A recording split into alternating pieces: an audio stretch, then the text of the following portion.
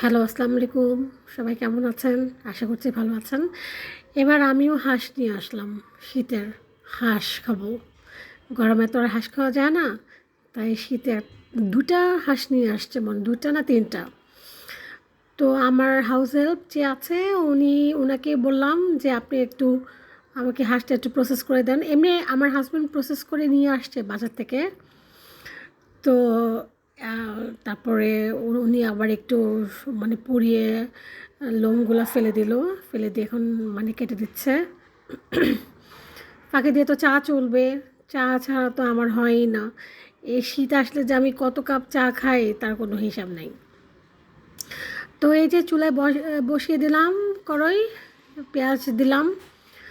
আর হচ্ছে এটা কিন্তু আপনাদেরকে হ্যাপি নিউ ইয়ার জানালাম হাঁস দিয়ে, কারণ এটা 2025-এর ভিডিও। একটু দেরি হয়ে গেল আপলোড করতে, কারণ আমি আবার এর মাঝে একটু সাজেক গিয়েছিলাম। ওইটার একটা ভিডিও মনে আগে দিয়েছি, ওই যে ব্যাম্বো বিরিয়ানি, আপনারা বোধহয় দেখেছেন অনেকেই। তো ভাবলাম যে না, এই 2025-এর হাঁসটাও বাদ যাবে কেন। এটা এডিট করিনি আমি। এডিট করতে একটু সময় লাগে, কেন ওই যে ভয়েস ওভার দিই। আমি তো এখনও অত এক্সপার্ট হয়ে উঠিনি। তো ফাঁকে দিয়ে একটু বলে রাখি, আমাকে প্লিজ একটু লাইক করবেন, শেয়ার করবেন, কমেন্ট করবেন, কি ভালো লাগলো না ভালো লাগলো একটু জানাবেন। আর অবশ্যই একটা সাবস্ক্রাইব করবেনই।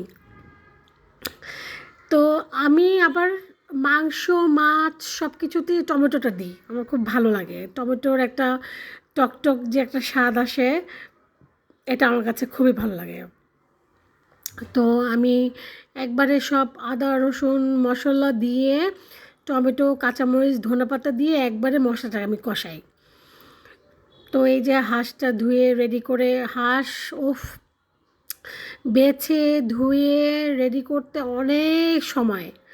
তো আমার স্কুলের দিনে তো হবেই না, প্রশ্নই আসে না। তো এজন্য কোনো এক ছুটির দিনেই মনে হয়, তখন স্কুল ছিল না। স্কুল ৭ তারিখ থেকে খুলেছে।